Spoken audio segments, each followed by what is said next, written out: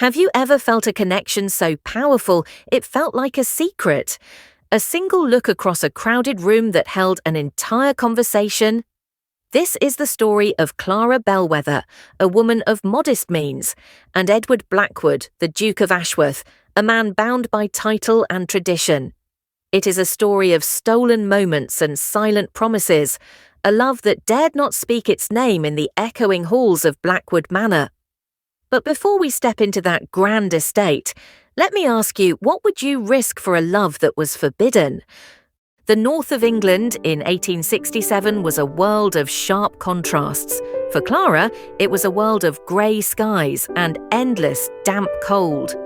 The carriage ride to Blackwood Manor felt like a journey to the edge of the world. She clutched her letter of employment, the paper now soft from her nervous worrying.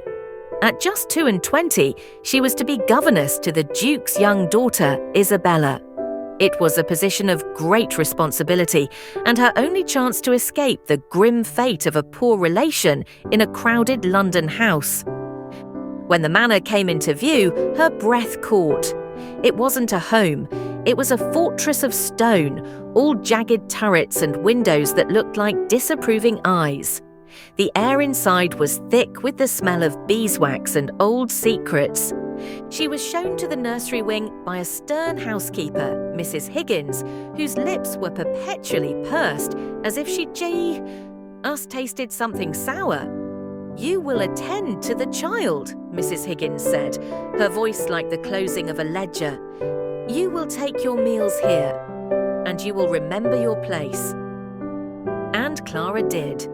For the first month, her world was confined to the schoolroom, the nursery, and the small walled garden where little Isabella, a quiet girl with her father's dark eyes, would play.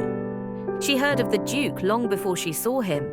The servants spoke in hushed tones of his temper, his coldness, his relentless focus on his estate and his lineage. He was a ghost in his own home, a presence felt in the silence that fell when he passed through a room. Then, one evening, she saw him. Clara was reading to Isabella in the library, a fire casting long, dancing shadows. The door opened, and he stood there. Duke Edward Blackwood was not the ogre of her imagination. He was tall, with broad shoulders and hair the colour of wet sand. But it was his eyes that held her, a piercing, haunted grey, filled with a sadness so profound it seemed to dim the very firelight. "Isabella," he said, and his voice was a low baritone that vibrated in the quiet room. It was not unkind, but it was distant as the moon. "Papa!" Isabella scrambled from the sofa and ran to him. He placed a hand on her head, a gesture that was both formal and tender, and then his eyes lifted and met Clara's. It was not a long look, a second, perhaps two, but in that sliver of time, something silent and significant passed between them. It was not love, not yet. It was recognition, as if two solitary stars, spinning in the vast darkness, had suddenly become aware of each other. He gave a curt nod. "Miss Bellweather." And then he was gone, leaving Clara with a heart beating a frantic rhythm against her ribs, and the unsettling feeling that her orderly world had just been irrevocably tilted. The days turned into weeks, and the Duke's presence became a constant, silent pressure in Clara's life. He began to appear in the library more frequently in the evenings, always under the pretext of selecting a book. He would ask after Isabella's progress, his questions sharp and intelligent. Slowly, cautiously, their conversations began to stretch beyond the child. They spoke of books. He was surprised to find she had read Voltaire. They debated philosophy, she with a quiet passion for new ideas, he with the weary cynicism of a man who has seen the world's cruelty. They discovered a shared love of botany, and he once showed her a rare orchid in his private conservatory, his hand brushing against hers as he pointed out a delicate petal. The touch was electric. Clara pulled her hand back as if burned, her cheeks flaming. The Duke fell silent, his own composure seeming to crack for a mere moment. "My apologies, Miss Bellweather," he murmured, but his eyes said something entirely different. This was the dangerous dance they began, a dance of glances held a moment too long, of conversations that ended abruptly when a footman entered the room, of a growing, burning tension that filled the spaces between their words. But the walls of Blackwood Manor had ears. The strict hierarchy of Victorian society was a prison, and they were both trapped in their respective cells. Clara knew the rules. A governess was invisible. To be noticed was to be ruined. The tension broke on the night of the summer ball. From her perch on the balcony overlooking the grand ballroom, Clara watched him. The Duke, in his formal attire, was the picture of aristocratic grace. He danced with ladies of impeccable breeding, their laughter like the tinkling of crystal.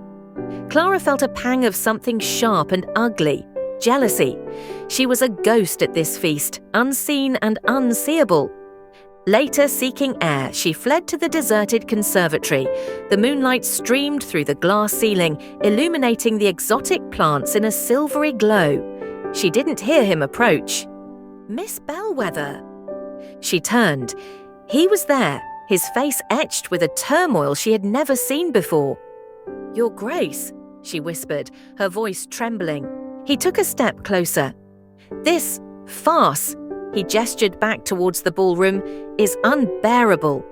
To be surrounded by all that noise, and all I can think of is the silence we share in the library." Clara's heart stopped. "We cannot. This is not proper." "Proper," he repeated, his voice low and fierce. "What is proper? To live a life dictated by cold duty while my soul aches?" He was close enough now that she could feel the heat from his body. "Clara," he breathed, and the use of her Christian name was the most intimate thing she had ever experienced. And then the sound of footsteps and giggling voices echoed from the hall. They sprang apart, the moment shattered. As he strode away, he looked back, his eyes a storm of conflict and desire. This is not over. But it was. The next morning, Mrs. Higgins delivered the news with a venomous satisfaction. The Duke's mother, the formidable Dowager Duchess, had been informed of his unseemly interest in the governess. Clara was to be dismissed, sent away with a month's wages and a ruined character. Her world crumbled. This was the cliffhanger, the end of everything. Heartbroken and shamed, Clara was packing her meagre belongings when a small, frantic knock came at her door. It was Isabella, tears streaming down her face. "Please don't go, Miss Bellweather. Papa is so angry. He's arguing with Grandmama." Before Clara could respond, the door opened wider. It was the Duke. His face was pale, but his jaw was set with a terrifying determination. "Isabella, go to your room," he said, his voice leaving no room for argument. The child scurried away. He stepped inside, closing the door.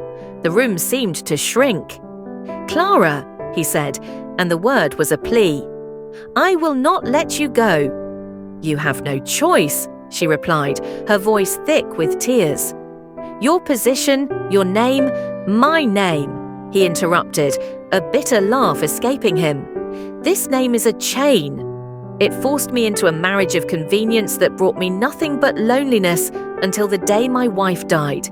It demands I live without heart, without feeling. It demanded I marry a woman I did not love, and it demands I send away the only woman I ever could." He crossed the room in 2 strides, taking her hands in his. They were trembling. "I have spent my life doing my duty. For once, I wish to follow my heart." "But the scandal," Clara whispered, even as hope, treacherous and wild, began to bloom in her chest. "Let them talk," he said, his gaze unwavering. "I have estates in Italy. We can go there. We can live a life away from this gilded cage, but I cannot go without you." He knelt before her, a duke on his knees before his governess. "Clara Bellweather," he said, his voice clear and strong, "I cannot offer you a society wedding.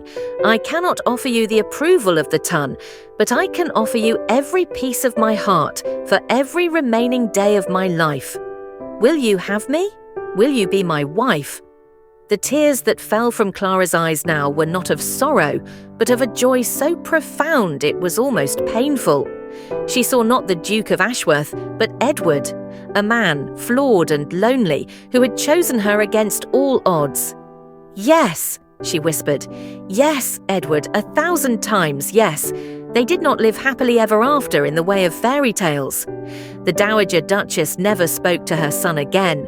Society shunned them, but they found their ever after in a sun-drenched villa overlooking the sea in Italy. There, Edward was not a duke, he was a husband, and later a father. And Clara was not a governess, she was his love, his equal, his partner.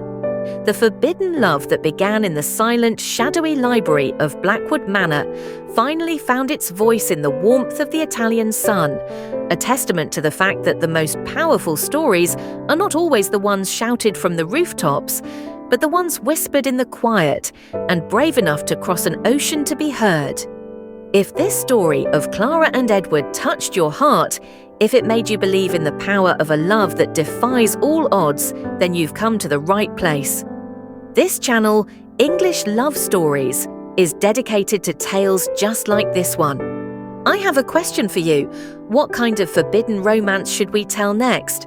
A tale of a pirate and a noblewoman, a secret affair during the London season? Let me know in the comments below. If you want to be swept away by our next story, make sure to subscribe and hit the bell icon so you don't miss it. And if you felt for Clara and Edward, smash that like button. It lets me know which stories resonate most with you. Thank you for listening. Until next time, keep believing in the power of a good love story.